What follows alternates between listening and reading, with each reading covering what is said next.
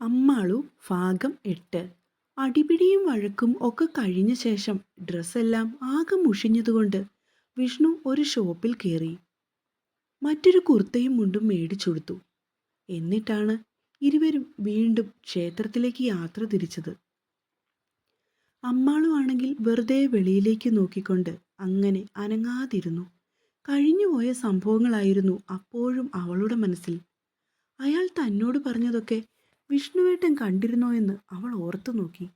പക്ഷേ ഒന്നും പിടികിട്ടിയില്ല. കണ്ണുനീർ വന്നു മൂടിയിട്ട് കാഴ്ചയൊക്കെ മങ്ങിപ്പോകുകയാണ്. കുറച്ചു ദൂരത്തെ യാത്രയ്ക്ക് ശേഷം വിഷ്ണു വണ്ടി കൊണ്ടുവന്ന് ഒതുക്കി നിർത്തി. ചുറ്റിനും പച്ച പരവതാനി വിരിച്ച പോലെ കിടക്കുന്ന മുണ്ടക പാടശേഖരം. അകലെ നിന്നും ഉദിച്ചുയർന്നു വരികയാണ് സൂര്യദേവൻ. ആ പൊൻകിരണങ്ങൾ ഏറ്റുവാങ്ങി നിൽക്കുന്ന കതിർക്കറ്റകൾ പുലരിയിൽ ഒഴുകിയെത്തുന്ന കുളിർക്കാറ്റിൽ ചെറുതായി നൃത്തം ചെയ്യുകയാണ് കതിരുകൾ, പരസ്പരം മുത്തം നൽകി എന്ന പോലെ. അമ്മാളുവിന് അവിടം ആകെ ബോധിച്ചു. മുണ്ടകപ്പാടത്തിൻ്റെ ഒരറ്റത്തായി നിലകൊള്ളുന്ന ഒരു ചെറിയ ക്ഷേത്രം. നിറയെ തെച്ചിയും തുളസിയും കട്ടച്ചെമ്പരത്തിയും കുറ്റിമുല്ലയും ചെമ്പകവുമൊക്കെ തളിർത്ത് പൂത്തുലഞ്ഞു നിൽപ്പുണ്ട്. വല്ലാത്ത സുഗന്ധം അത് അവിടമാകെ നിറഞ്ഞു നിൽക്കുന്നു. എല്ലാം കൂടെ കണ്ടതും അമ്മാളുവിന് മനസ്സ് നിറഞ്ഞു. നീ കേറുന്നില്ലേ, അതോ ഇങ്ങനെ വായി നോക്കി നിൽക്കാൻ വന്നതാ? വിഷ്ണു ചോദിച്ചതും അവൾ ഞെട്ടി തിരിഞ്ഞു നോക്കി. എന്നിട്ട് അവൻ്റെ പിന്നാലെ അകത്തേക്ക് കയറി. ശ്രീ മുരുകനാണ് പ്രതിഷ്ഠ. ദേവസേനാപതിക്ക് ഹരഹരോ ഹര. അമ്മാളു മനസ്സിൽ ഉരുവിട്ടു. കുറച്ച് ആളുകളൊക്കെ അവിടെ ഇവിടെയായി ചുറ്റിപ്പറ്റി നിൽക്കുന്നു. വിഷ്ണുവിനെ തിരിച്ചറിഞ്ഞതും തിരുമേനി ഇറങ്ങി വന്നു. നമസ്കാരം മാഷേ, വിവാഹമൊക്കെ കഴിഞ്ഞുല്ലേ? 2 ദിവസം മുന്നേ ആയിരുന്നു. തിരക്കോ കാരണം ഇറങ്ങാൻ പറ്റിയില്ല. അതിനെന്താ, രണ്ടാളും ഒരുമിച്ച് വന്നൂല്ലോ, അതാവും ദൈവനിശ്ചയം. അയാൾ അമ്മാളുവിനെ നോക്കി വെളുക്കനെ ഒന്ന് ചിരിച്ചു. തൊഴുതു വരൂട്ടോ. തിരുമേനി പറഞ്ഞതും വിഷ്ണുവിൻ്റെ ഒപ്പം അമ്മാളു ശ്രീകോവിലിൻ്റെ മുന്നിൽ നിന്നു. വേലേന്തിയ മുരുകൻ്റെ പ്രതിഷ്ഠയ്ക്ക് മുന്നിൽ നിന്നുകൊണ്ട് അവൾ മിഴികൾ പൂട്ടി. ഭഗവാനെ, എൻ്റെ അച്ഛനെയും അമ്മയും കാത്തുരക്ഷിക്കണേ. എനിക്ക് പഠിക്കാനുള്ള ബുദ്ധി തരണേ. ഒരു സർക്കാർ ജോലി കിട്ടണേ. ചീത്ത കൂട്ടുകെട്ടുകളിൽ ചെന്ന് ചാടരുതേ. സ്കൂളിൽ പോകാൻ തുടങ്ങിയ അന്നു മുതൽക്കുള്ള പ്രാർത്ഥനയാണിത്. ഏത് ക്ഷേത്രത്തിൽ ചെന്നാലും ഈ ഒരു പല്ലവി മാത്രമേ നാവിൽ വരൂ. അത്രയ്ക്ക് അത് നാവിൽ തത്തിക്കളിച്ചു പോയിരുന്നു. പെട്ടെന്ന് അവൾ മിഴികൾ ചിമ്മി തുറന്നു. ഇനി ഈ പ്രാർത്ഥനയൊക്കെ ഒന്ന് മാറ്റിപ്പിടിക്കണം, അല്ലേ ശരിയാവില്ല. ഭഗവാനെ, മുരുക, എൻ്റെ വിഷ്ണുവേട്ടനെ കാത്തുരക്ഷിക്കണേ. ഒരാപത്ത് പോലും വരുത്തല്ലേ എൻ്റെ ഏട്ടന്. എന്നോടത്ര താല്പര്യമൊന്നും ഇല്ലെന്നറിയാം, എന്നാലും എനിക്കിഷ്ടമാണ്. ഒരുപാട് ഇഷ്ടം. എന്തായാലും നിങ്ങളെല്ലാവരും കൂടിയല്ലേ ഞങ്ങളെ ചേർത്ത് വെച്ചത്. ഇനി ഇതുടയാതെ നോക്കേണ്ടതും നിങ്ങളുടെ ഉത്തരവാദിത്വമാണ് കേട്ടോ. വായിൽ വന്നതൊക്കെ അവൾ അവിടെ നിന്ന് മൗനമായി പറഞ്ഞു. അപ്പോഴും ഒളി മങ്ങാതെ ചിരിച്ചുകൊണ്ട് നിൽക്കുകയാണ് മുരുകസ്വാമി. പറഞ്ഞു കഴിഞ്ഞില്ലേ നീ? അരികിൽ നിന്നുകൊണ്ട് വിഷ്ണു ചോദിച്ചു. പെട്ടെന്ന് തന്നെ അവൾ ശ്രീകോവിലിൽ ചുറ്റി പ്രദക്ഷിണം വെച്ച് തിരിച്ചു വന്നു. തിരുമേനിയുടെ കയ്യിൽ നിന്ന് തീർത്ഥം സേവിച്ചു. ഇലച്ചീന്തിൽ കിട്ടിയ ചന്ദനവും പുഷ്പങ്ങളും ഉള്ളം കയ്യാലെ പിടിച്ചുകൊണ്ട് അവൾ വെളിയിലേക്കിറങ്ങി. എന്നിട്ട് തൊടുവിരലിനാൽ എടുത്ത് നെറ്റിയിൽ വരച്ചു. വിഷ്ണുവാണെങ്കിൽ തിരുമേനിയോടും മറ്റ് സംസാരിച്ചുകൊണ്ട് കുറച്ച് സമയം കൂടെ നിന്നു. എന്നിട്ടാണ് അവിടെ നിന്ന് ഇറങ്ങി വന്നത്. അപ്പോഴേക്കും നേദ്യത്തിന് സമയമായി. പിന്നീട് ശ്രീകോവിൽ അടച്ചു. ശേഷം പൂജ കഴിഞ്ഞാണ് നട തുറന്നത്. ഒന്നുകൂടി വെളിയിൽ നിന്ന് ഭഗവാനെ നോക്കി തൊഴുത ശേഷം ഇരുവരും മടങ്ങിയത്. വണ്ടിയിൽ വന്ന് കയറിയതും അമ്മാളുവിൻ്റെ ഫോൺ ചിലച്ചു. നോക്കിയപ്പോൾ ലേഖമ്മയാണ്. ഹലോ അമ്മേ. ആ മോളെ, എവിടാ നീ? ഞങ്ങൾ ഏട്ടൻ്റെ കുടുംബക്ഷേത്രത്തിൽ വന്നതാ. തൊഴുതിറങ്ങിയോ? പൂജയൊക്കെ കൂടിയോ മോളെ? ഇപ്പോഴാ കഴിഞ്ഞേ. ഇറങ്ങിയമ്മേ, കാറിൽ വന്ന് കയറി. മോളെ, ദോഷമൊക്കെ മാറ്റാൻ നല്ലോണം പ്രാർത്ഥിക്ക്. വിഷ്ണുവിനോട് പ്രത്യേകം പറയണേ. അയാളാണ് മോൾക്ക് വേണ്ടി പ്രാർത്ഥിക്കേണ്ടത്. നീ തിരിച്ചും. സമസപ്തമോ അല്ലേ?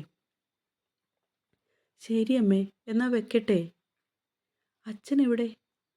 തൊടിയിൽ എവിടെയോ ഉണ്ട്. നീ നാളെ വരില്ലേ മോളെ? അമ്മ ചോദിച്ചതും പാവം അമ്മാളു ദയനീയമായി വിഷ്ണുവിനെ നോക്കി. ഹലോ മോളെ, നീ കേൾക്കുന്നില്ലേ? ആ അമ്മേ, കേൾക്കുന്നുണ്ട്. നാളെ എനിക്ക് കോളേജിൽ കയറണമേ. ഇന്നലെ അവിടെ ചെന്നപ്പോൾ പ്രിൻസിപ്പൽ സാറ് പറഞ്ഞു ഉടനെ എക്സാം വരുന്നുണ്ട്, അതാണ്. അയ്യോ, ഇതെന്തൊക്കെയാ കുട്ടി പറയുന്നേ? നാളെ വന്ന ശേഷം കുറച്ചു നേരം കഴിഞ്ഞ് തിരിച്ചു പോകാമല്ലോ. നോക്കട്ടമ്മേ, ഞാൻ വീട്ടിൽ ചെന്നിട്ട് വിളിക്കാം. നീ വെച്ചോ, ഞാൻ പ്രഭേച്ചിയെ വിളിച്ച് സംസാരിക്കാം. അമ്മയുടെ കോൾ കട്ടായതും അമ്മാളു ഒരു നെടുവീർപ്പോടു കൂടി വിഷ്ണുവിനെ നോക്കി. അവൻ പക്ഷേ ഗൗരവത്തിലിരുന്ന് ഡ്രൈവ് ചെയ്തു. കോളേജിൽ നിന്ന് മടങ്ങി ഇല്ലത്തൊന്ന് കയറാമേട്ടാ. മടിച്ചാണെങ്കിൽ പോലും ഒടുവിൽ അമ്മാളു വിഷ്ണുവിനെ നോക്കി ചോദിച്ചു. വിഷ്ണുവിനെപ്പോഴും വാക്കൊന്നേ ഉള്ളൂ. അതിന് കൂടെ മാറ്റമൊന്നും ഉണ്ടാവില്ല. നാളെയെന്നല്ല, ഉടനെയൊന്നും നീ നിന്റെ വീട്ടിലേക്ക് പോകാമെന്ന് കരുതണ്ട. അതിനുവേണ്ടിയല്ല നിന്നെ ഞാൻ കല്യാണം കഴിച്ചുകൊണ്ട് വന്നത്. ഞാൻ പറയുന്നതനുസരിച്ച് എൻ്റെ വീട്ടിൽ നിന്നാ നിനക്ക് കൊള്ളാം. അവൻ്റെ താക്കീത് കേട്ടതും അമ്മാളിന് കലി കയറി.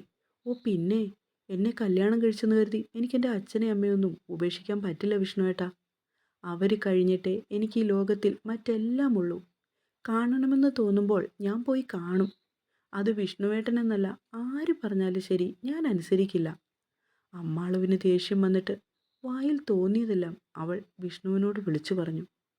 നിന്നെ അനുസരിപ്പിക്കാൻ എനിക്കറിയാം. അതുകൊണ്ട് കൂടുതൽ ഡയലോഗൊന്നും ഇങ്ങോട്ട് വിളമ്പേണ്ട. ഇനി നിനക്ക് നിന്റെ ഇഷ്ടത്തിനനുസരിച്ച് ജീവിക്കണമെങ്കിൽ ഈ താലി പൊട്ടിച്ചെറിഞ്ഞിട്ട് പോക്കോണം എൻ്റെ വീട്ടിൽ നിന്ന്. വിഷ്ണുവേട്ടൻ തന്നെയല്ലേ കെട്ടിത്തന്നത്? ഞാനായിട്ട് പൊട്ടിക്കുന്നില്ല, ഏട്ടൻ തന്നെ പൊട്ടിച്ചെടുത്തോളൂ. താമസിയാതെ അതെനിക്ക് ചെയ്യേണ്ടി വരുമെന്നാണ് തോന്നുന്നേ. കാരണം അർഹതപ്പെട്ടവൾക്ക് അർഹിച്ചതാടി ഈ താലിയെന്ന് പറയുന്നത്, അല്ലാതെ നിന്നെപ്പോലെ പണം മോഹിച്ചു വരുന്നവർക്കല്ല. വിഷ്ണു പറഞ്ഞതും അമ്മാളു ദയനീയമായി അവനെ നോക്കി. അല്ലെങ്കിലും എനിക്ക് വ്യക്തമായി അറിയാം എന്നെ ഇഷ്ടമില്ലെന്നുള്ളത്. എന്നോട് വെറുപ്പാണെന്നും അറിയാം. അതുകൊണ്ടൊക്കെയാ ഇങ്ങനെ എന്നോട് പെരുമാറുന്നത്. വിഷ്ണുവേട്ടന് പറഞ്ഞുകൂടായിരുന്നോ ഈ കല്യാണത്തിന് സമ്മതമല്ലെന്ന്? താല്പര്യമില്ലാതെ എന്തിനാ എന്നെ വിവാഹം കഴിച്ചത്? അത് ചോദിക്കുകയും പാവം അമ്മാളു വാവിട്ട് കരഞ്ഞുപോയി. വിഷ്ണുവേട്ടൻ്റെ കുടുംബത്തിലെ ഒരു തരി പണമോ സ്വത്തോ പോലും എനിക്ക് വേണ്ട. അതൊന്നും കണ്ട് മോഹിച്ചുമല്ല ഞാൻ ഏട്ടൻ്റെ കുടുംബത്തിലെ മരുമകളായി വന്നത്. ആ ജോത്സ്യൻ എന്തൊക്കെയോ പറഞ്ഞു, എൻ്റെ അമ്മയെയും അച്ഛനെയും തെറ്റിദ്ധരിപ്പിച്ചു. അതൊക്കെ കേട്ട് പേടിച്ചാണ് അവർ ഈ ബന്ധത്തിന് തയ്യാറായത്. കാല് പിടിച്ച് അച്ഛനോട് ഞാൻ പറഞ്ഞതാ ഈ വിവാഹം വേണ്ടെന്ന്. കേട്ടില്ല, ആരും കേട്ടില്ല. അയാളുടെ വാക്കുകളായിരുന്നു അവർക്ക് വലുത്. അഥവാ ആ ജ്യോത്സ്യം പറഞ്ഞ പോലെ ഏട്ടൻ്റെ വീട്ടിൽ വെച്ച് മരിച്ചുപോയാൽ അവിടെ വെച്ച് എൻ്റെ ശവദാഹം പോലും നടത്തി ഒരു തരി മണ്ണ് പോലും നിങ്ങളുടെ ചിലവാകില്ല. എൻ്റെ ഇല്ലത്തേക്ക് കൊണ്ടുപോയിക്കോളും എൻ്റെ അച്ഛനും അമ്മയും. അത് പറഞ്ഞു കഴിഞ്ഞതും പാവം തളർന്നു പോയിരുന്നു. ഇരുമിഴികളും നിറഞ്ഞൊഴുകുകയാണ് അപ്പോഴും. വിഷ്ണു മറുത്തൊരു വാക്കുപോലും അവളോട് പറയാതെ കൊണ്ട് വണ്ടി ഓടിച്ചുപോയി. എന്തിനാണ് എന്നോട് ഈ വെറുപ്പ്? ബാക്കി എല്ലാവരോടും എന്ത് സ്നേഹമാ? അവൾ ആലോചിച്ചു. വിഷ്ണുവേട്ടാ, ഇനിയും വൈകിട്ടില്ല. അർഹതപ്പെട്ട ആൾക്ക് തന്നെ ഇത് അണിയിച്ചു കൊടുക്കുന്നതാണ് നല്ലത്. വെറുതെ ഏട്ടൻ്റെ ജീവിതം കൂടി നശിപ്പിച്ച് കളയണ്ട. വീടെത്തി വണ്ടി നിർത്തിയതും അമ്മാളു അവനെ നോക്കി പറഞ്ഞു. ഇറങ്ങിപ്പോടി മര്യാദയ്ക്ക്. പല്ല് ഞെരിച്ചു പിടിച്ചുകൊണ്ട് അവൻ ഡോർ തുറന്ന് വെളിയിലേക്കിറങ്ങി. നേരം അപ്പോൾ 3 മണിയായിരുന്നു. കുട്ടികൾ സ്കൂളിൽ പോയിരിക്കുകയാണ്. മീരയും പ്രഭയും കൂടെ എന്തോ ഷോപ്പിങ്ങിനും. സഹായത്തിന് നിൽക്കുന്ന ചേച്ചിയാണ് വന്നു വാതിൽ തുറന്നു കൊടുത്തതും വിവരം അറിയിച്ചതും. റൂമിലേക്ക് ചെന്ന് വേഷം മാറ്റി കുളിച്ച ശേഷം അമ്മാളു ബെഡിലേക്ക് കയറി കിടന്നു. കുളിക്കാൻ മടിയായിരുന്നു, പക്ഷെ പറഞ്ഞിട്ട് കാര്യമില്ല. വിഷ്ണുവേട്ടന് ദേഷ്യമാകും. അതുകൊണ്ട് അവൾ നേരെ ബെഡിലേക്ക് കയറി കിടന്നു. വല്ലാത്ത ക്ഷീണം, ഒപ്പം തലവേദനയും. കഴിഞ്ഞ രാത്രിയിലും ഒരു പോള കണ്ണടച്ചില്ല. വെളുപ്പിന് ഉണരുകയും ചെയ്തു. അതുകൊണ്ടാകും ഈ തലവേദന. നന്നായി ഒന്ന് ഉറങ്ങിക്കഴിഞ്ഞാൽ തൻ്റെ ക്ഷീണമൊക്കെ പോകും. അവൾ കണ്ണടച്ചുകൊണ്ട് കിടക്കുകയാണ്. ഈശ്വരാ, പേടിയാകുന്നു. എന്നാലും വിഷ്ണുവേട്ടൻ അവരെ 3 പേരെ ഇടിച്ചു വീഴ്ത്തിയില്ലോ. ഓഹ്, സമ്മതിച്ചു കേട്ടോ മാഷേ. കുർത്ത മാറ്റി വേറൊരു ടീഷർട്ടും ഇട്ട് വിഷ്ണു വെളിയിലേക്ക് വന്നപ്പോൾ അമ്മാളു കിടന്ന് സുഖമായി ഉറങ്ങുന്നുണ്ട്. അല്ലെങ്കിലും എനിക്ക് വ്യക്തമായി അറിയാം എന്നെ ഇഷ്ടമില്ലെന്നുള്ളത്. എന്നോട് വെറുപ്പാണെന്നും അറിയാം. അവൾ പറഞ്ഞ കാര്യങ്ങളോർത്ത് വിഷ്ണുവും കസേരയിൽ പോയിരുന്നു. യാത്രാക്ഷീണം കാരണം അവനും ഉറങ്ങിപ്പോയി. വിഷ്ണുട്ടാ, മോനെ. ഏട്ടത്തി വിളിക്കുന്നത് കേട്ടതും അവൻ ചാടി എഴുന്നേറ്റു. എന്താ ഏട്ടത്തി? അവൻ പെട്ടെന്ന് എന്ന് വാതിൽ തുറന്നു. നേരം 6 മണിയായി മോനെ, എഴുന്നേറ്റ് വായോ. മീര പറഞ്ഞതും വിഷ്ണു ക്ലോക്കിലേക്ക് നോക്കി. അമ്മാളു, ഡി, എഴുന്നേറ്റ് വന്നേ. എവിടുന്ന്? പെണ്ണുണ്ടോ ഇത് വല്ലതും അറിയുന്നു? എടി അമ്മാളു. അവൻ അവളുടെ തോളി പിടിച്ചു കുലുക്കി. എനിക്ക് ഉറക്കം പോയില്ല. കുറച്ചുകൂടെ കിടന്നോട്ടെ അമ്മേ. ഡി. അവൻ്റെ അടുത്ത അലർച്ചയിൽ അവൾ ചാടി പിരണ്ടെഴുന്നേറ്റു. യോ, എന്താ വിഷ്ണുവേട്ടാ, നേരം വെളുത്തോ? അല്ലല്ല, സോറി, നേരം ഒരുപാടായോ? അമ്മാളു വെളിയിലേക്ക് നോക്കി. മീരയെടുത്ത് വിളിച്ചു. താഴേക്ക് ചെല്ല്, വിളക്ക് വയ്ക്കാറായി. അവൾ നേരെ എഴുന്നേറ്റ് വാഷ്റൂമിലേക്ക് പോയി. മുഖമൊക്കെ കഴുകി ഒന്ന് ഫ്രഷായി വന്നു. ആര്യവും മിച്ചുവും ഋഷിക്കുട്ടനും സ്റ്റെപ്സ് കയറി വരുന്നുണ്ട്. എല്ലാവരുടെയും കയ്യിൽ പുസ്തകക്കെട്ടുമുണ്ട്. മാളൂട്ടാ, ചെറിയച്ഛനുണ്ടോ മുകളിൽ? ആരു ശബ്ദം താഴ്ത്തി ചോദിച്ചു. ഉവ്, എന്താടാ? ഇന്ന് ഞങ്ങളുടെ എക്സാം ആണ്. ആണോ? മാളിച്ചേച്ചിയുടെ മുഖം ഞങ്ങൾക്ക് ലക്കിയാണോ എന്ന് നോക്കട്ടെ, മിച്ചു പറഞ്ഞുകൊണ്ട് അടക്കി ചിരിച്ചു. എടാ മാളൂട്ടാ, ഇന്നലെ ചെറിയച്ഛനാണെങ്കിൽ കുറേയേറെ നോട്ട്സ് തന്നു. അതിൻ്റെ ഇടയിൽ കോളേജിലെ അസൈൻമെൻറ്റ് വേറെ. ഭ്രാന്ത് പിടിക്കുക. കുഴപ്പമില്ലാരു, നീ ചെല്ല്. ഇപ്പം തന്നെ ഇത്തിരി ലേറ്റായില്ലേ, അഡ്ജസ്റ്റ് ചെയ്യാന്നേ. അമ്മാളു അവൾക്ക് ധൈര്യം നൽകി. മീരയുടെ അടുത്തേക്ക് അവൾ ഇറങ്ങിച്ചെന്നു. എടുത്തി, വല്ലാത്ത വിശപ്പ്, കഴിക്കാൻ എന്തേലും ഇരിപ്പുണ്ടോ? ഉണ്ണിയപ്പം ഉണ്ട്, പിന്നെ അരിമുറുക്കും. മോള് വാ, ഞാൻ എടുത്തു തരാം. മീരയുടെ പിന്നാലെ അവൾ അടുക്കളയിലേക്ക് നടന്നു.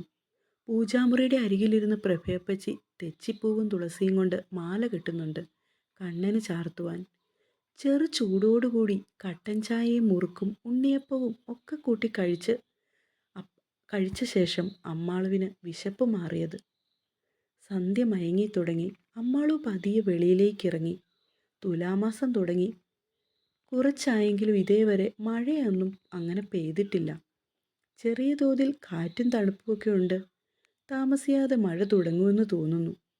അമ്മാളു വെറുതെ ഒരു മൂളിപ്പാട്ടും പാടി മുറ്റത്തൂടെ നടന്നു. നിറയെ പലതരത്തിലുള്ള ചെടികളാണ്.